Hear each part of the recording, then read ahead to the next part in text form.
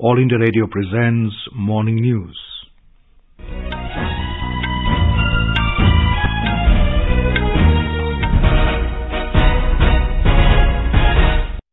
Good morning, I'm Abhishek Mukhopadhyay. The headlines. Top industry bodies and investors hail Union budget as progressive, prudent and growth-oriented. Government announces 66% increase in Pradhan Mantri Awas Yojana outlay to over 79,000 crore rupees. First G20 Employment Working Group meeting under India's Presidency to commence at Jodhpur in Rajasthan this afternoon. First G20 Sustainable Financial Working Group meeting to also begin in Guwahati today. India and US agree to constitute task force to boost cooperation in semiconductor industry. In cricket, India defeat New Zealand by 168 runs in the third and final T20 International in Ahmedabad to clinch the series 2-1. And Indian women's team to take on host South Africa in the summit clash of the T20 Tri-Nation Series in East London this evening.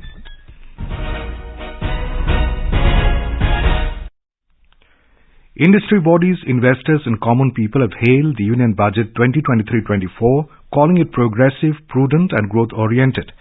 The Federation of Indian Chambers of Commerce and Industry, FICCI President Subrakant Panda said, this year's budget is not only significant to the domestic audience, but also a move towards placing India as the world's engine of growth. Focus on the agricultural sector with significant outlays, focus on urbanization and on digitalization is a continuation of what the government has done over the last 7 or 8 years. Is a substantial 33% hike in the capex outlay at 10 lakh crores, which is the highest ever, amounting to about 3.3% of GDP. And in fact, when you take into consideration grant and aid to states, etc., then that number further goes up to 13.7 lakhs, which is 4.5% of GDP. And that certainly is a substantial number which we welcome. Talking to AI News, Confederation of Indian Industry CII President Sanjeev Bajaj said, in the Union budget, strong focus was on agriculture sector, clean energy and rationalization of income tax slab. It balances the requirement of reforms. What is encouraging is the 33% increase on public capex, which we think will be a force multiplier for creating jobs, for creating new consumption within the country. We've also seen very strong focus, whether it is on agriculture, improving productivity and efficiency in the entire agri chain, as also on climate and the green energy transition, and strong support to the masses by rationalizing income tax slabs and rates, increasing exemption limits for them. So overall, I would say a very prudent yet growth-oriented budget. ASSOCHAM President Sumant Sinha said the announcement made in the budget will improve ease of doing business and help MSME sector. I think it's a very prudent budget. Fiscal deficit has been kept at 5.9%. Tax rate has been cut largely, which allows more consumption demand to be there as well. Overall, I think borrowings are also going to be lower, which will hopefully allow us to crowd in private investment. So I think very consistent budget, consistent with the government's philosophy of continuing to build the future of India. Infrastructure spend going up by 33% is clearly a step in direction as well. And then there are a number of other things which are meant to improve the ease of doing business. Common people have also welcomed the budget, calling it future vision for the country's development. My name is Harun Raj. I am a chartered accountant in practice from Visakhapatnam, Andhra Pradesh. I frankly think the budget is a forward-looking and a futuristic budget. I think it has a more long-term approach rather than looking for the next 2 years or just 1 year. मेरा नाम गीता है, मैं नई दिल्ली से हूँ। सरकार ने जिस बजट की घोषणा की है, मुझे उसमें सबसे अच्छा पॉइंट यही लगा कि जो उन्होंने 5 लाख से लिमिट बढ़ा के 7 लाख तक की कर दी है, जिसमें हमें किसी भी तरह का कोई टैक्स नहीं पे करना। मुझे उनके इस घोषणा से सबसे ज्यादा संतुष्टि है, क्योंकि मैं खुद एक गृहिणी हूँ और मैं ज्यादा से ज्यादा सोचती हूँ कि मैं अपने बच्चों के लिए आगामी फ्यूचर में अपने बच्चों के लिए बचत कर सकूँ। Hi, my name is Anurag Goswami. I'm a lawyer from Delhi. I'm very happy with the budget of this year. There have been several positives and several takeaways for the citizens and small businesses as well. So firstly, the compliances have been reduced as a burden on both the citizens as well as businesses, and has been a common identifier for business now. And even for citizens, if they wish to update their address, that will be common now. I believe that this budget will spur India further in its attempt to become the third largest economy of the world. Finance Minister Nirmala Sitharaman presented the Union Budget for 2023-24 in Parliament yesterday. Attractive incentives and rebates in the new income tax regime, a steep hike in capital investments, and the biggest ever outlay in railways were the three big takeaways of the budget. In a speech, Ms. Sitharaman also proposed to use permanent account number PAN card as a common identifier for all digital systems of government agencies. Common business identifier for the business establishments required to have a permanent account number. The PAN will be used as the common identifier for all digital systems of specified government agencies. This will bring ease of doing business, and it will be facilitated through a legal mandate. For obviating the need for separate submission of same information to different government agencies, a system of unified filing process will be set up. Such filing of information or return in simplified forms on a common portal will be shared with other agencies as per the filer's choice. The government has also enhanced the outlay for Pradhan Mantri Awas Yojana by 66% to over 79,000 crore rupees. PM Awas Yojana. The outlay for PM Awas Yojana is being enhanced by 66% to over 79,000 crores. Bharat Shared Repository of Inscriptions will be set up in a digital epigraphy museum with digitization of 1 lakh ancient inscriptions in the first stage. The Defence Ministry has been allocated 5.94 lakh crore rupees in budget 2023-24. This is 13.18% of the total budget and a jump of 13% over previous year. Railway Minister Ashwani Vaishnav said the allocation of around 2.40 lakh crore to the railways in the Union Budget will give a push to various infrastructure projects in the country. Addressing a press conference in New Delhi yesterday, Mr. Vaishnav said 1,275 stations would be redeveloped under the Amrit Bharat Station scheme. Railway के लिए प्रधानमंत्री जी को बहुत बहुत धन्यवाद कि कई वर्षों से जो इन्वेस्टमेंट की रेलवे में कमी थी, जिसके कारण रेलवे का जो पोटेंशियल है वो अचीव नहीं हो पाता था, उसको पूरा करके आज 2,41,000 करोड़ का रेलवे के लिए बजट एलोकेशन किया गया है कैपिटल इन्वेस्टमेंट के लिए। बहुत ही बड़ा चेंज है ये, और इससे जो हमारे 800 करोड़ पैसेंजर्स हैं साल भर के, 2.5 करोड़ डेली, उन सब के एस्पिरेशंस को पूरा करने के लिए एक बहुत बड़ा माध्यम बनेगा। Prime Minister Narendra Modi congratulated Finance Minister Nirmala Sitharaman and her team for a historic budget. In his address after the presentation of the budget, Mr. Modi said, the first Union Budget in the Amrit Kal has established a strong base to fulfill the aspirations and resolutions of a developed India. Budget में हमने technology और new economy पर बहुत अधिक बल दिया है। Aspirational Bharat आज road, rail, metro, port, waterways हर क्षेत्र में आधुनिक इंफ्रास्ट्रक्चर चाहता है।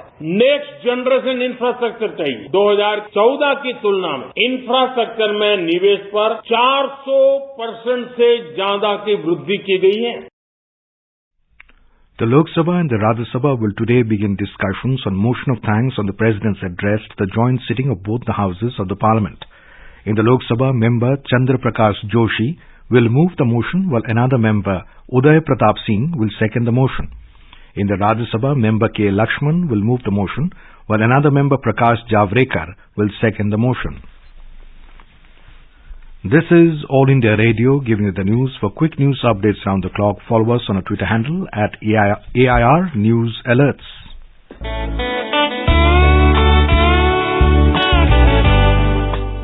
Northeast Diary program broadcast every Thursday at 5:30 p.m.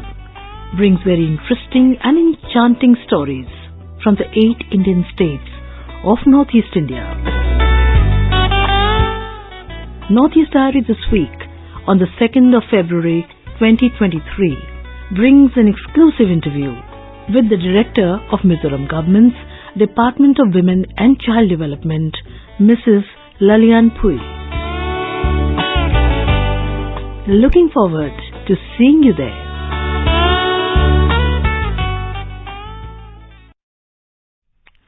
The first G20 Employment Working Group meeting will commence at Jodhpur in Rajasthan this afternoon. More than 80 delegates from 19 countries, European Union and 9 guest countries, along with the regional and international organizations, have reached Jodhpur to participate in the 3-day meeting. Our correspondent reports that elaborate arrangements have been made to welcome the delegates. The Sun City Jodhpur is all set to host the G20 Employment Working Group meeting. The guests were welcomed in Rajasthani style by making them wear Jodhpuri safa and the sounds of traditional music.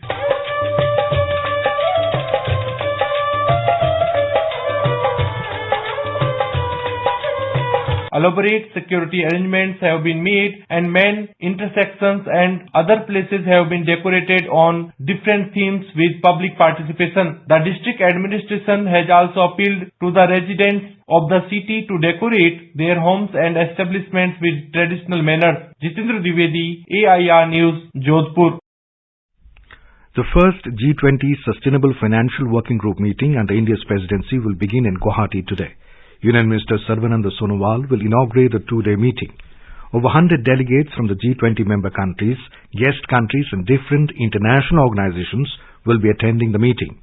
The 3 main agenda on which deliberation will be held are mobilizing timely and adequate resources for climate action, enabling finance for a sustainable development, and capacity building for entire ecosystem of sustainable development.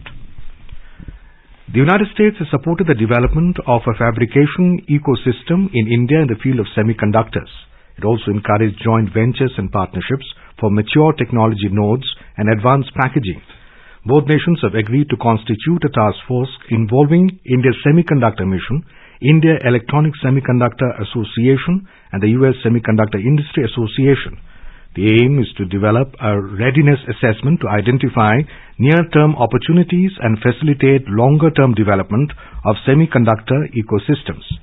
National Security Advisor Ajit Doval co-chaired the inaugural meeting of the Initiative on Critical and Emerging Technologies, ICET, with his U.S. counterpart Jake Sullivan at the White House in Washington on Tuesday. In cricket, India demolished New Zealand by 168 runs in the deciding third and final T20 International at Ahmedabad last evening. Chasing the target of 235 runs, the visitors were bundled out for a paltry score of 66 runs in 12.1 overs. Earlier, opting to bat, India posted 234 runs for 4 in the stipulated 20 overs. Shubman Gill hit a ton, scoring unbeaten 126 runs on 63 balls, recording his maiden T20 century for India. With the win, India won the series 2-1. In women's cricket, India will take on host South Africa in the summit clash of the T20 Tri-Nation Series in East London this evening. The match will start at 6:30 p.m. Indian time. West Indies is the third team in the tournament. And now, for a look at today's newspapers, it's over to Renu Kataria. Thank you, Abhishek. The Union Budget 2023-24 makes for front-page news in all the dailies. Budget 2023 vision of prosperous, inclusive India leads the statesman. Hindustan Times quotes Prime Minister Narendra Modi as saying budget designed to fulfill dreams of all sections, while the Business Standard quoting him writes, first budget of Amrit Kal is historic, meant for the aspirational. Railways get first-class berth hydrogen-powered trains by December, notes the Times of India. Rupees 600 crore set aside for Prasar Bharati revamp, states the Indian Express. Finance Minister moots National Digital Library to promote reading, reports The Hindu. Adani withdraws FPO to refund investors after stocks hammered, reports Hindustan Times. And finally, government gives wing to Iran to revive 50 airports, heliports, reports The Pioneer. And with that, it's back to you, Abhishek. Thank you, Renu. And now, before we end the bulletin, the headlines once again. Top industry bodies and investors hail union budget as progressive, prudent and growth-oriented. Government announces 66% increase in Pradhan Mantri Awas Yojana outlay to over 79,000 crore rupees. First G20 Employment Working Group meeting and India's presidency to commence at Jodhpur in Rajasthan this afternoon. First G20 Sustainable Financial Working Group meeting to also begin in Guwahati today. India and US agree to constitute task force to boost cooperation in semiconductor industry. In cricket, India defeat New Zealand by 168 runs in the third and final T20 International in Ahmedabad to clinch the series 2-1. And Indian women's team to take on host South Africa in the summit clash of the T20 Tri-Nation Series in East London this evening. And with that, we end the morning news. Have a nice day.